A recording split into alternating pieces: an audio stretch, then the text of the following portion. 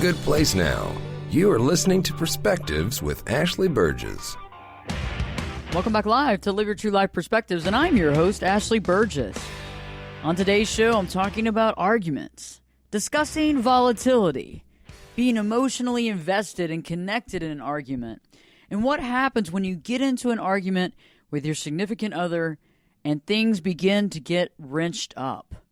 Things begin to escalate very quickly. And this can get to a situation that we need to diffuse, and we need to diffuse quickly. You know, a lot of times when we get emotionally invested in an argument, we really don't know how to calm down. We really don't even see that we need to calm down because we get emotionally wrenched up with the other person's emotions. And we don't see what we need to do to de-escalate the situation. And anytime you've ever been into an argument, and a real heated one, you know that things can get out of hand pretty quick. And unless we actually get control of the situation, we might not actually have a good solution, or this might not end successfully. You know, what I found is that when there's an argument, you know, we have to get to that point where we acknowledge other people's feelings, right? We acknowledge other people's feelings. We acknowledge that they have feelings. We don't have to co-sign on them. We don't have to agree with them, but we acknowledge that they have the right to have these feelings. And I think that's one of the things that we need to realize in any situation with anybody, that, you know, there's going to be people that disagree with us. There's going to be people that have arguments with us. There's going to be people that want to push us, whatever that looks like, and we're going to have to deal with it. But there's right ways to deal with it, and there's not so great ways to deal with things as well. You know, joining me in studio later on today, we have Rnold Smith. Rnold Smith is the creator of the Connection app. He's the creator of the Connection app, and the Connection app is a way of bringing couples together, but it's also a way of understanding how to co-create an even better relationship, how to get out of that roommate situation with your husband, your wife, your significant other, and various things to really keep into consideration so that we can actually grow our relationship instead of letting that stagnate. You know, what I find more often than not is that we get stressed out about work, our responsibilities, the kids, and everything in between, and our relationship with our significant other is the thing that suffers most. And so Rnold has dedicated his entire life to helping people reshape their relationships and really get back into that and get some amazing stuff out of those relationships that they didn't even dream was a reality or a potential reality. Also, later on in the hour, Reggie Harvey. Reggie Harvey's in studio. He's a survivor of a near-death illness, and he's talking about how to diffuse the situation and how important it is to diffuse arguments, because when we let arguments fester and get out of control, there is no real good solution. He's also the author of Anatomy of a Patient, and you can find his book online, both of which you can find all this information on ashleyburgess.com. Go to Ashley Burgess, BERGES.com, click on the radio show page, and you'll find all the information you need right there. So let's get back into argument, volatility, emotionally connected, be emotionally wrenched up, all those things, and thinking about what that looks like. So it's been a while for me since I've been in a heated argument because I've been working really hard to understand myself, to grasp what's important to me, to, you know, do the right thing, and also to really look at my emotional EQ and to be able to step back. But, you know, this is something that I do in my life and in my career to help people. And so it's just something that's in the front line of what I do. And so if it's not in the front line of what you do, we get emotionally vested into a situation. And I have been in an argument where I allowed myself to really wrench it up. And I know, and it's been a long time, but I remember I've been in emotional arguments where somebody starts yelling at you, they're taking it out on you, and you start raising your voice, and you start yelling, and you start screaming. And when they start throwing things, you know, you can get pretty angry about it. And, you know, when an argument gets wrenched up like that, where there's fighting, as far as, you know, the vocalization starts getting louder and louder. Maybe when someone's, you know, grabbing a phone out of someone's hand and trying to throw it against the wall, or throwing a piece of item of the house around, or what have you, or even maybe nudging or pushing someone else, this is not a good situation. Okay. And I don't want to hear that happening, in anybody's relationship, but, honestly, it happens. And so, this show has a duty to help other people deal with life situations that are very real. We can't just put this under the carpet, sweep it under the rug, and act like this doesn't happen. These type of arguments happen every day, all day. And there's only certain ways that we can remedy this. And so that is what this particular show's episode is dedicated to doing. So let's begin. Like I was saying earlier, we want to begin any situation like this, with acknowledging the feelings of another person. So when you're in an argument with somebody and they're, arguing one position, you don't have to agree with it. You don't have to co-sign on it quite differently, but just acknowledging the fact that they have those feelings is very powerful. Because when we acknowledge it, we're saying, hey, I see where you're at. I see that, I agree that you're allowed to feel that way. I might not feel that way, but I understand that you have these feelings. Not in any moment, you're not co-signing, you're not agreeing to this, but you're acknowledging it.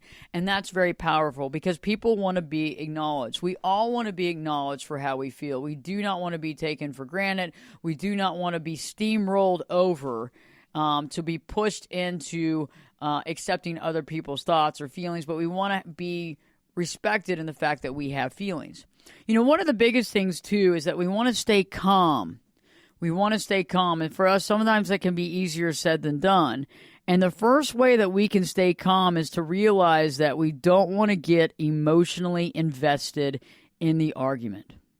When we get emotionally invested in the argument, we allow ourselves to not be calm because we allow ourselves to get wrenched up because we're not really seeing the facts. We're not thinking about it with clarity. We're thinking about it with emotion. And so if somebody's bringing anger to the table and we're wrenching it up, we're bringing anger right back. One of the ways that you can do this, because I can tell you to stay calm all day, but the best way that I figured out how to do this is quite simply, is that when the other person's kind of arguing, maybe they're wrenching it up, is to really see them almost like they're an actor in a film. Okay, they're an actor in a film. Kind of divide yourself from the fact that this is really together, but just kind of watching them almost like they're on stage. Almost like you're watching a scientific experiment. I know that sounds crazy. Like back in the chemistry lab in high school or in college, it's the same type of thing. If I mix this with that, what happens, right? But when we step back, we don't take it so personally. Because I want you to realize that when we're in an argument, we normally take what the other person says very personally, even though sometimes the person's just talking and just speaking their mind. Other times it's the anger within them, and other times it's misappropriated anger. Sometimes there can be some reality to it, but the only way that we can come to solution is to kind of back it up and kind of see them as a character in a film and analyze it and not take everything so personally. A lot of times, too, with that situation, we're able to kind of cut that emotional connection a little bit because I don't want to be emotionally connected to somebody that is irate, furious, angry. And the only way that I can get some definition from that situation is to state the facts in a calming way. And I can't state the facts in a calming way if the person is screaming at me and I'm screaming back. And so what we do is we kind of make that emotional disconnect. You see them as they're like in a play or they're in a film or they're in a TV show, and you're watching the character as they play out the role of the character, right? Whatever the argument, whatever the issue is. And we don't take it personally, almost looking at it as you are the spectator watching the show. And then when they bring up stuff or they're saying what you're doing wrong or what have you, and they're bringing you into the argument, when you have not done something wrong, or if there has been something that's done, but you're actually explaining to it, you want to state the facts in a calm way. So we don't want to yell at the same level they're yelling at. We actually want to be at the level that we speak normally and allow them to try to calm down, right? And so we basically state, hey, let's calm down. This is what happened. This is what took place. And let's look at the facts here. And that's always very powerful because we don't want to allow the conversation to get wrenched up, right? We don't want to play into the drama So if somebody is kind of drama filled and their life is drama filled, maybe they're more narcissistic, maybe there's some issues there, or maybe they just get fueled and they get their supply from the drama, we do not want to give them their supply. Okay, we do not want to give them their supply. And that is something that we don't want to do, because we don't want to play into that hand. Because when we play into that hand, we're basically co-signing on their situation, saying it's okay to yell at me, it's okay to play these games, it's okay to have these fights and arguments. I don't want to co-sign on something like that. And so I've realized that when you play into the drama and you start arguing and fighting like them, you're basically co-signing on this and telling them that this is okay to some degree. And I know that that's not something that most people want to do. Stay tuned. I'll be talking more about how to diffuse an argument with your significant other, what you can do to come to a solution very quickly. Also, we'll be talking about the Connection app. We'll be talking with Rnold Smith. We'll be talking with Reggie Harvey. Stay tuned. Live your true life perspectives. We'll be back this time. I'll be back this time in 2 shakes. Turn it up and jump in the deep end on Perspectives. Now, here's Ashley. Welcome back live to Live Your True Life Perspectives, and I'm your host, Ashley Burgess. On today's show, we're talking about arguments. We're talking about volatility. We're talking about getting emotionally connected in an argument, having it get fueled, and then what happens when it wrenches up. You know, we have to, at some point in time, see that we have to make changes so that the situation doesn't get out of control. I know that we can get emotionally fueled in a situation, especially if we're in a relationship or we have a point of view, or if somebody is walking all over our boundaries or not being true to us. But at the same point, at some point, like I was talking about before the break, we've got to remain calm. We've got to remain calm, and we also have to realize that we have to divide up that emotional standpoint so we're not so emotionally invested that we get over our heads and get full on into the argumentation. Joining me live in studio, Reggie Harvey. Reggie Harvey is the author of Anatomy of a Patient. He's also the survivor of a near-death illness, and he's an advocate for the folks that are dealing with situations where they're waiting on transplants, or with a family member who's waiting on a transplant, and anybody that's gone through a serious life change and has lived to tell the tale. Reggie, great to have you in studio today. Hey, Ashley, it's so good to be here. I think this is a very interesting topic that you've presented, and funny thing is that it takes me back to a conversation I had with my father when I was in middle school. My dad was a very low-key, declarative individual and did not deal with emotional drama very much. But he cautioned me that situations will likely come up in my life, especially as I matured, where people would try to conscript me into an argument or ambush me into an argument. And usually those arguments were either emotionally based or politically based or just simply conscriptive in nature. When I say conscriptive, I mean the person perpetrating the fight tries to mask it as an intellectual debate, but it's really to push a private agenda of placing themselves in a particular position they want to negotiate with other people in the room. And you are just a convenient pawn, and they just decide to attack you because you aren't prepared for it, and they think that they can control the situation. All of them are threaded by the same thing, that these are not educational or intellectual debates. They are fights. They are street scraps. And the only thing you can do is not give up your personal power to choose engaging in the argument. You do not ever respond or react, rather. You just calmly listen to what they have to say. Let them climb the ceiling and the walls and jump up and down and scream and beat on the table, because people that are observing the situation are going to be ambushed just the same as you. And they're going to be trying to figure out what the hell is going on. Did the person being attacked, usually you are being attacked in these arguments, perpetrate it or not? And the best thing for you to do is just completely remain calm. Do not emotionally or in your body language, don't let it indicate that you are in any way affected. You were just curious to figure out, why did you come unraveled? He said, and if you can, even take notes on the points they try to make, because the person arguing will also try to state your position and not let you respond to them. The attacks, they speak quickly. They string a lot of nonsensical things together. They make a lot of noise. And if you can remain calm, one of the disarming things to do is ask the person once they run out of air, is there anything else that you wanted to get off your chest or say? I just want to make sure I hear it all. And so they'll rev back up and wear themselves out. And then you can either just simply get up and thank the host for the evening and leave. Or tell the person, I will pray for you. Or what do we say here in Texas? Bless your heart. Or just simply, exit.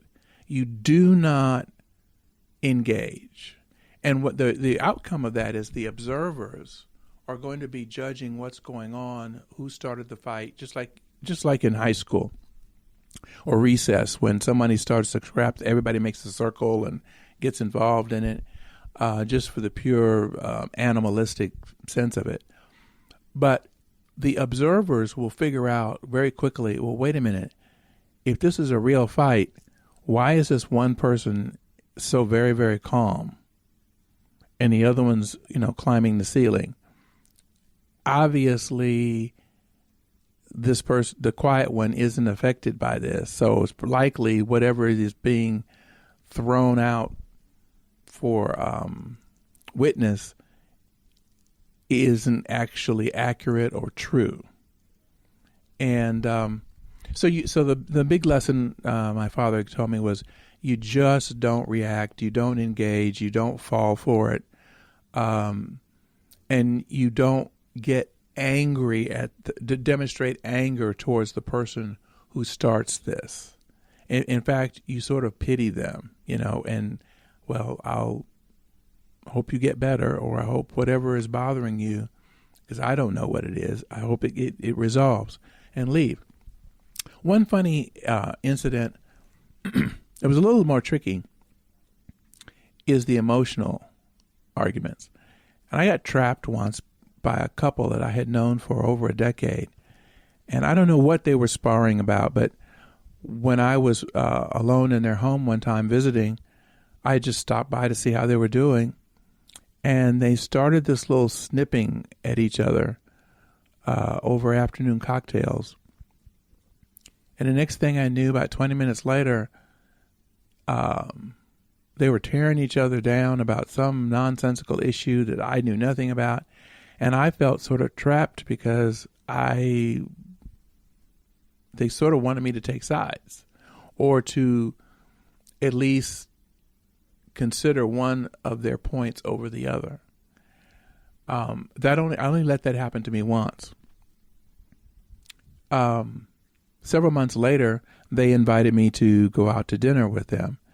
And they said, oh, just drop by, because I lived in the same neighborhood. And we'll all ride over together. And the West End in Dallas was sort of new. I'm dating myself now. This was in the late 80s. So we went to dinner.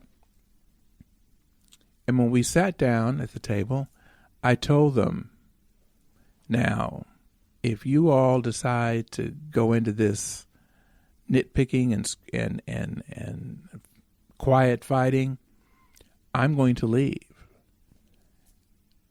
So, sure enough, they waited until the food was served and it started. So I quietly gestured to the maitre d' and whispered in his ear and requested he get a cab for me. And they were so busy at each other, they didn't see that. And then he gave me the high sign. My cab was present. I folded my napkin. I threw money on the table, and I said, have a nice evening. And I walked out of the restaurant. And they were chasing me out into the street, and I got in the cab and took myself home. They thought that I was a prisoner because they had driven. that never happened again. And I still to this day do not know what they were ever fighting about or what position they were trying to get over each other. And I don't care. It was just, I don't want to be pulled into your drama. And the ploy most of us fall for is that we try to elevate the argument to a debate, a logical debate, and that's not what the people doing this want. So you can't investigate their private agendas when this happens. You just have to let time pass and let them reapproach you. So that's my take on it, and I found that advice my father gave me in middle school has proven to be very effective both in private life and in business with my colleagues. It's interesting that you bring this topic up, but I think everybody benefits from actually thinking about what's going on. By the way, if you want to know more about my situation that Ashley sort of used in her introduction to me today, please go to my website, reggieharvey.net, ReggieHarvey.net, and there you can find out a little bit more about my renal failure and what I've done to treat it, some of the emotional issues I've had to conquer. You can also find access to Amazon.com, where you can buy the book Anatomy of a Patient, which chronicles my journey, and you can also see or pick up on some of the audio clips from our previous conversations. Thank you so much for inviting me into this conversation, Ashley. See you in the studio next week, Reggie. And I think Reggie had some really great pearls of wisdom when we think about this, especially when we're dealing with external fights and dealing with different couples and different arguments, especially when it's in front of other people as well. We have to keep our cool, and we have to understand how to be calm and how to emotionally disconnect.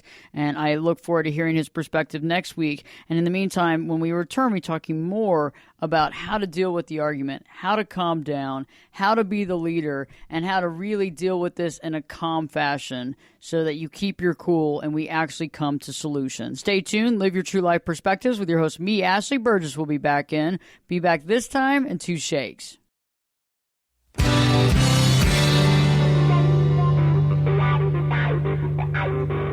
This is Jake Busey, and you're listening to Perspectives with Ashley Burgess. Welcome back live to Live Your True Life Perspectives, and I'm your host, Ashley Burgess. On today's show, we're talking about how to diffuse an argument. You know, arguments can get escalated. They can get overwhelming. They can get violent even to some degree when we don't take care of things like we need to take care of them. There's a way to diffuse the argument. There's a way of dealing with the argument, and there's successful ways of coming up with solutions when we actually create the right environment to deal with it. You know, I realize that the calmer we get, the better it is. And if we can just kind of step back and not be so emotionally invested in the situation, and there's ways of doing that. You know, there's ways of being able to kind of step back, and if somebody's arguing about something and they're very adamant about it, to let them be adamant about it, but not to wrench it up. You know, we don't have to get to that same escalation of emotion. We don't have to jump into that, because when we do, what happens is we can kind of get out of control.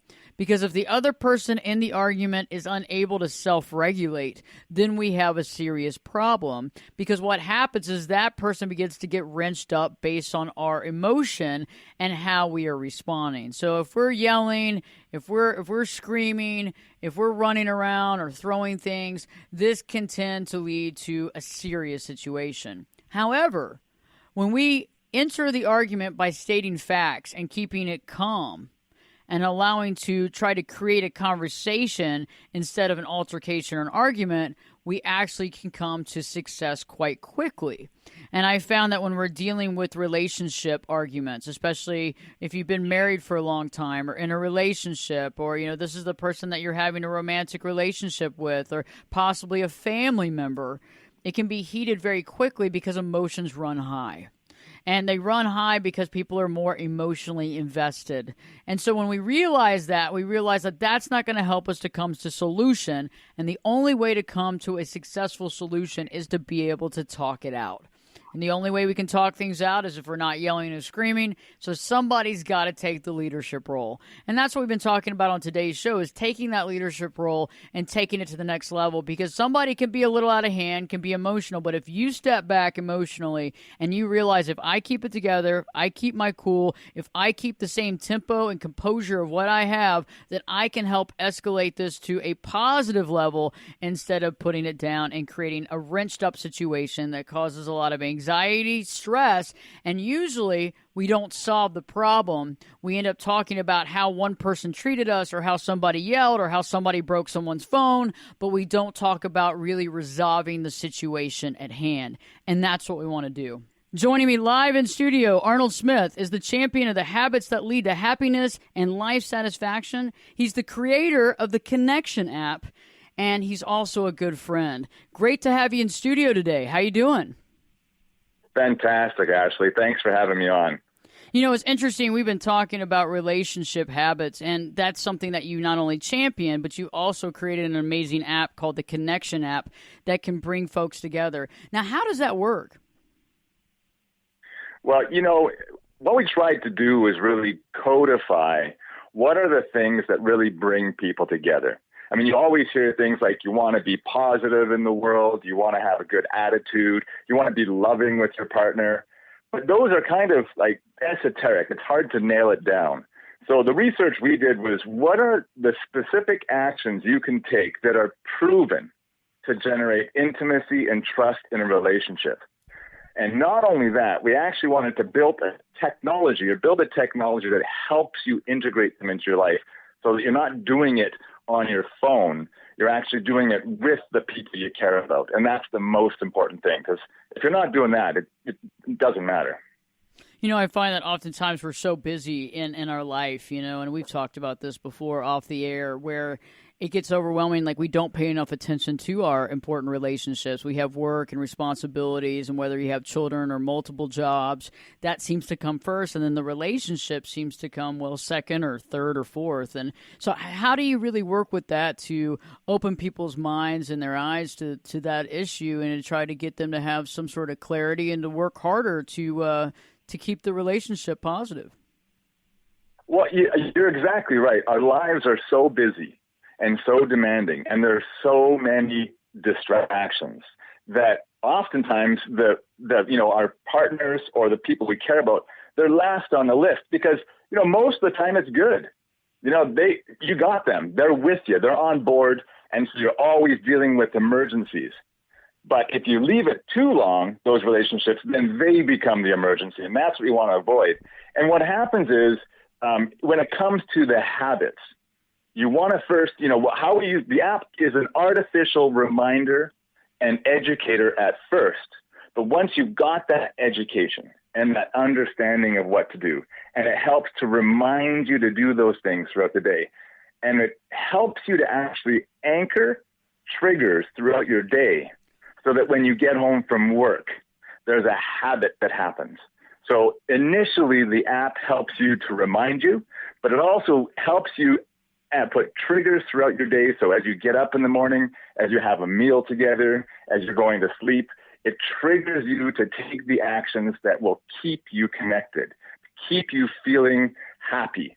So that's kind of the key, is that it starts with an artificial reminder by using technology, but it leads to having reminders throughout your day. So let me ask you, we've been talking today about the concept of diffusing an argument and how to do that, you know, because we can get it wrenched up. Like, we're talking about our most important relationships, and because they're the most important relationships, we're more emotionally invested. You know, what are your thoughts on how to really calm down an argument and get to a solution instead of escalating the situation and not finding any solution?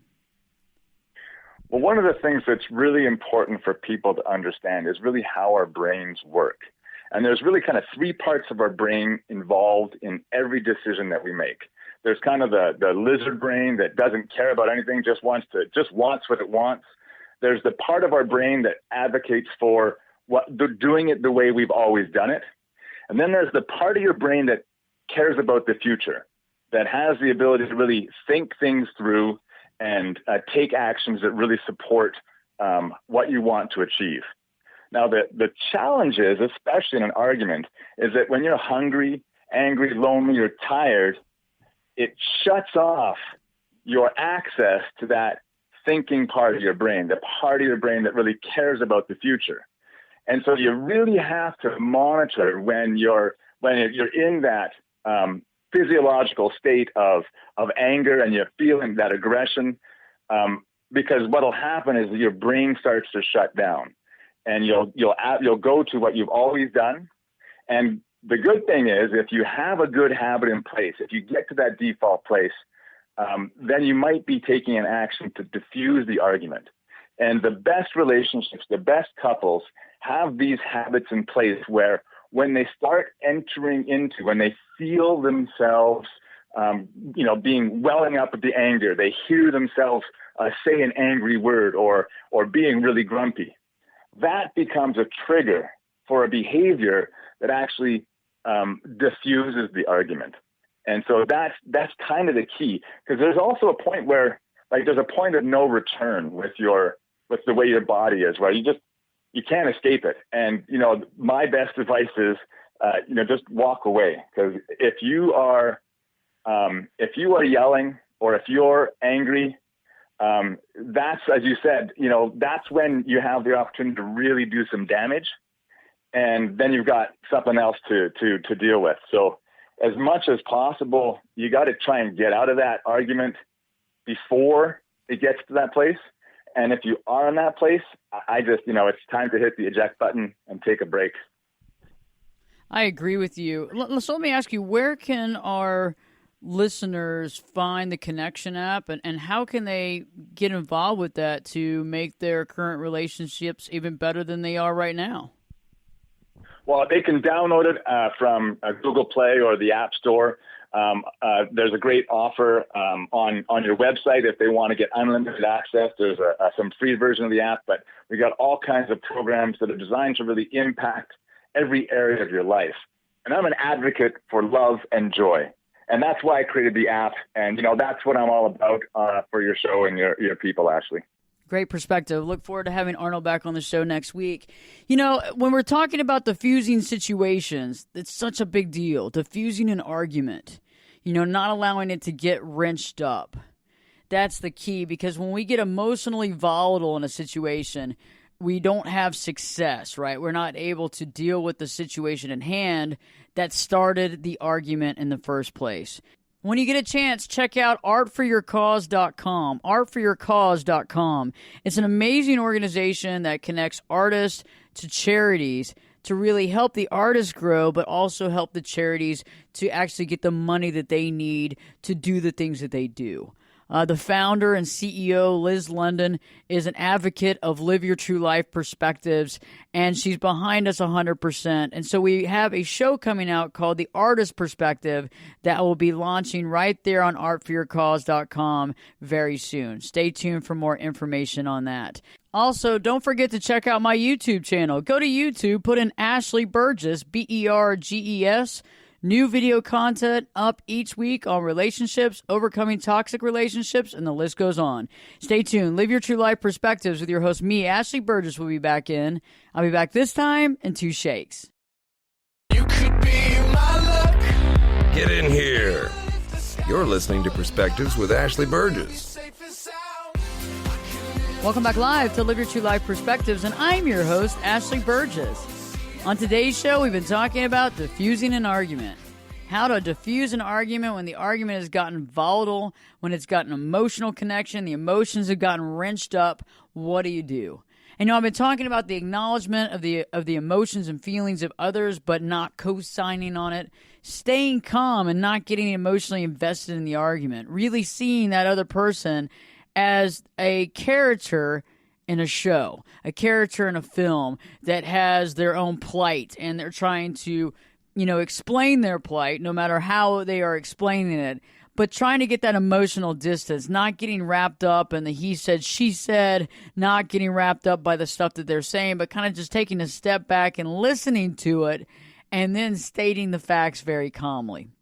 one thing that I've realized is that we cannot be calm if we're being pulled into the throes of the argument, being pulled into the throes of the emotion. There is no calmness there, period. End of story. Instead, it's quite the opposite. And that's something that you really, really want to think about.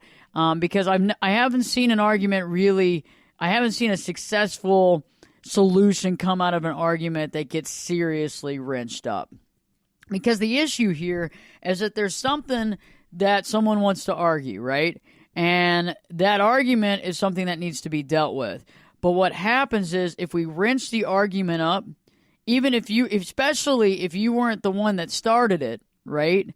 The person that started it, even if you disagreed with whatever the reason or found that there was a fallacy with even the reason to begin with, or figured it was just a control mechanism to control you, right? That's a lot of what happens when people argue and fight, right? Because they're trying to control the situation.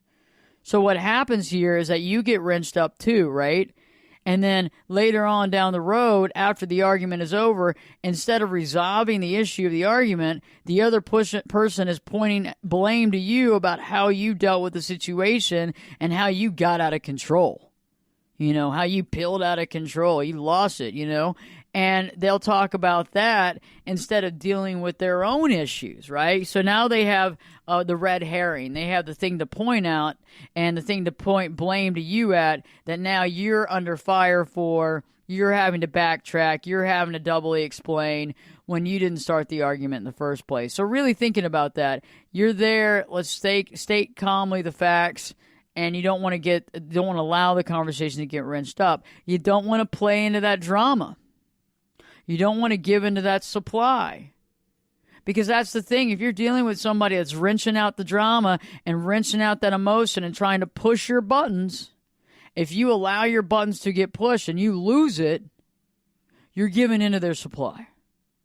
Okay? That's not what you want to do. That's not aiding and abetting in what you want. That's actually causing pain and suffering in your life. And nobody wants to have that pain and suffering in their life. They just don't. That's not something you want to do. The next step is you want to be willing to leave calmly. You have to be willing. You have to be willing to leave. Okay? Sometimes you have to leave the situation to get clarity. Sometimes you have to leave the situation for the other person to calm down and realize that they're just yelling at nobody because nobody's there but them.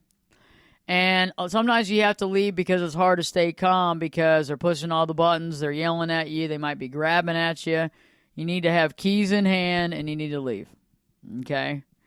And you can stay gone for whatever time you're thinking. Usually about an hour is a good amount of time to leave. But I don't want you leaving and just sitting in the car freaking out. I need you to start really focusing on what you need to do to better your life in that situation. Because if this is a commonality and this is something that you've dealt with often in your relationship, we need to kind of start rethinking the boundaries of the relationship, but we also need to start thinking about the health of the relationship. When couples are having constant arguments like this and they're rinsing up like this and it's getting out of control and there's a constant cool down period that you're having to get out in the car and drive around, we really need to think about, the health of the relationship, how toxic is this relationship, and what can be done to better the situation. And this is something that's very important because I want you to not just be sitting in that car worrying. I want you to start using that time. If this is something that's second nature, I need you to start using that time to better your life, to work on something, to really think about what you want to do in this relationship. So once you take that time out, and you say it calmly, I'm leaving, I'm taking the time out, and do whatever you have to do in a positive way. Don't slam the door. Don't scream, I'm leaving. Instead, just, I'm leaving. I'll be back. I'm going to take a break. Come back and try it again. And if they're still out of control, you might need to leave again. Because remember, the whole concept of what I'm talking about is about taking the leadership role. Okay, when somebody's yelling and arguing with you, jumping in with them is not the right thing to do. That's not taking the leadership role. That's following the leader, and you're making them the leader when they're not the leader. That's not what you want to do. That is not what allows for success. That is what gets us off target and puts us in this type of situation over and over and over again. So I want you to take the leadership role by taking the break. If you got to take the break for the second time, I want you to do that.